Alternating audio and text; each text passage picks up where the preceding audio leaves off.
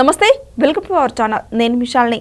AP పోలీసుల్ని విమర్శిస్తూ మాట్లాడుతున్న వైసీపీ నేత మాజీ మంత్రి రోజా రోజుకి ఏపీ పోలీసులు దిగజారిపోతున్నారు, అక్రమంగా వైసీపీ నేతల్ని అరెస్టు చేస్తున్నారని చెప్పి రోజా ఇష్టం వచ్చినట్టు పోలీసుల్ని విమర్శించడం ఇది ఎంతవరకు వాస్తవం? దీని మీద పూర్తిగా విశ్లేషించడానికి మందపాటి స్టూడియోలో ఉన్నారు సీనియర్ జర్నలిస్ట్ డాక్టర్ కనకదుర్గ వడ్డమణి గారు ఉన్నారు. వారిని అడిగి విషయాలను తెలుసుకునే ప్రయత్నం చేద్దాం. నమస్కారం మేడం. నమస్తే అండి మేడం, ఈరోజు రోజా ప్రెస్ మీట్లో కూటమి ప్రభుత్వాన్ని విమర్శించడం, మరోపక్క పోలీసు వ్యవస్థని దిగజారిపోతుంది, రోజుకి అక్రమంగా అరెస్టులు చేస్తున్నారు పోలీసులు. ఇది ఇంకొక మాట కూడా ఉంది, నీళ్ళేని బావిలో దూకమని చెప్తుంది. ఇది ఏంది మేడం, అసలు రోజా మాట్లాడే విషయాలు ఏంది అసలు? అంటే వాళ్ళ హయాంలో లాగా పోలీసులు లేరు కాబట్టి ఇప్పుడు వాళ్ళ డ్యూటీ వాళ్ళు సక్రమంగా చేస్తుంటే ఇవాళ ఆవిడ బాధపడిపోతుంది. పిన్నెల్లి బ్రదర్స్ అరెస్ట్ని తట్టుకోలేక వాళ్ళుట అక్కడ రిగ్గింగ్ జరుగుతూ ఉంటే వెళ్ళి ఈవీఎం బద్దలు కొడితే అరెస్ట్ చేశారట.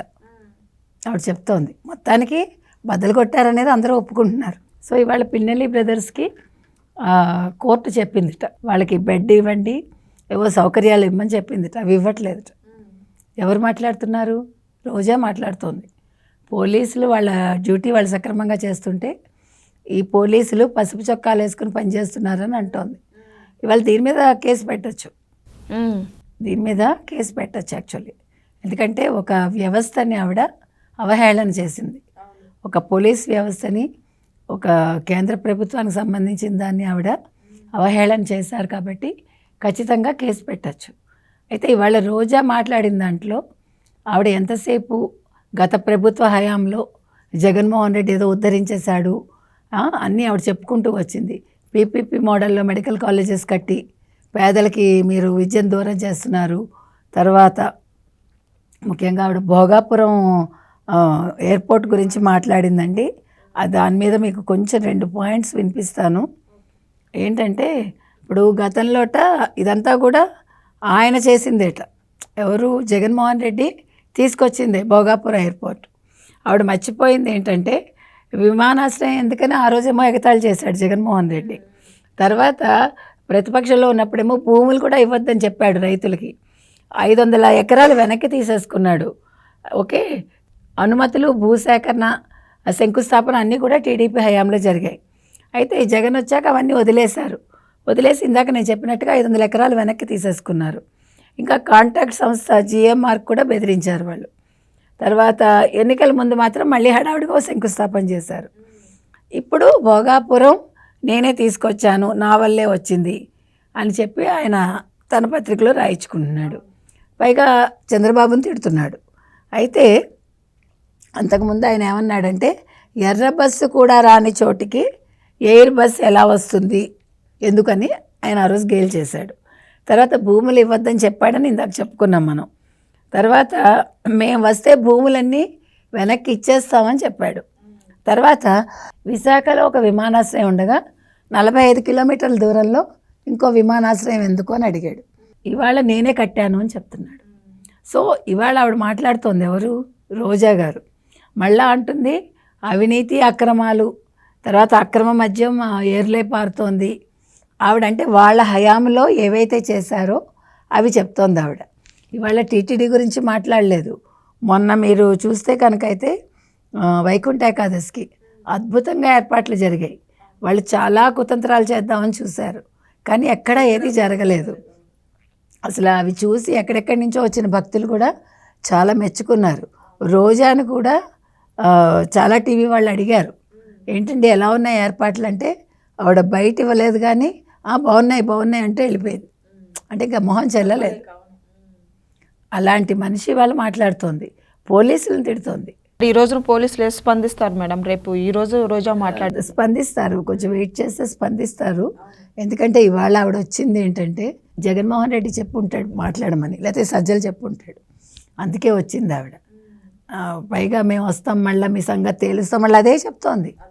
ఇప్పుడు వీళ్ళకి కొత్త స్క్రిప్ట్ లేదు, కొత్తగా చెప్పుకోవడానికి ఏం లేదు. ఇవాళ తెలుగుదేశం కూటమి ఏదైనా మంచి పని చేస్తే మాదే అంటూ ఉంటారనమాట. మేమే చేసాం మా హయాంలోనే జరిగింది. నిన్న జగన్మోహన్ రెడ్డి కూడా ఒక ట్వీట్ అదే పెట్టింది మేడం. భోగాపురం విమానాశ్రయంది నేను చేసింది, ఇప్పుడు క్రెడిట్ మీరు కొడుతున్నారు అని చెప్పడం ట్వీట్ రూపంలో తెలియజేస్తున్నారు. అంటే క్రెడిట్ చోరీ ఎవరిదో మనకు అర్థమవుతుంది కదా. జగన్మోహన్ రెడ్డి అనేవాడు క్రెడిట్ చోరీకి సిద్ధంగా ఉంటాడు. దాన్ని వీళ్ళందరూ కూడా అవును అవును మా జగన్మోహన్ రెడ్డి చేశాడు అంటూ ఉంటారు. కాబట్టి ఇవన్నీ మామూలేనండి, పట్టించుకోక్కర్లేదు. ఇవాళ భోగాపురం ఎయిర్పోర్ట్ వచ్చినా లేదు, పీపీపీ మోడల్లో మెడికల్ కాలేజెస్ కడుతున్నా లేదు, ఇవాళ తిరుమల తిరుపతి దేవస్థానంలో జరిగిన నేతి చోరీ కావచ్చు, తర్వాత పరకామణి చోరీ కావచ్చు, అదే పరకామణి స్కామ్ అనండి, ఏమన్నా కూడా పట్టు వస్త్రాలు కావచ్చు, గోవిందరాజస్వామి గోపురం మీద 50 కిలోల బంగారం మాయం కావడం కావచ్చు, ఇలా చెప్పుకుంటూ వెళ్తే అన్నింటిలో కూడా వైసీపీ చేసిన తప్పిదాలు, వాళ్ళు చేసిన స్కామ్లు, అవినీతులు అన్నీ బయటపడుతున్నాయి. ఇప్పుడు మీరు ఎవరిని తీసుకున్నా వైసీపీలో అంటే స్కాములు లేని వాళ్ళు ఎవరు చెప్పండి? జగన్మోహన్ రెడ్డి చుట్టూ ఉండేవాళ్ళని మీరు ఇట్లా నిలబెట్టి ఒక సర్కిల్ గీస్తే ఒక్కొక్కళ్ళు ఒక్కొక్క దాంట్లో ఇరుక్కుని ఉన్నారు. జోగి బ్రదర్స్ కావచ్చు, జోగి బ్రదర్స్ కూడా ప్రూవ్ అయింది కదా, అది ఒకటి. తర్వాత ఇవాళ పిన్నెల్లి బ్రదర్సు, తర్వాత పెద్దిరెడ్డి, మిథున్ రెడ్డి, ఇటు వలంనేని వంశీ, కొడాలి నాని రెడీగా ఉన్నారు, పేర్ని నాని, అంబటి రాంబాబు, మీరు ఎవరిని తీసుకోండి, చెవిరెడ్డి ఆల్రెడీ ఉన్నాడు, మోహిత్ రెడ్డి, అసలు మీరు యు నేమ్ ఇట్ అన్నట్టుగా ఉందంతే.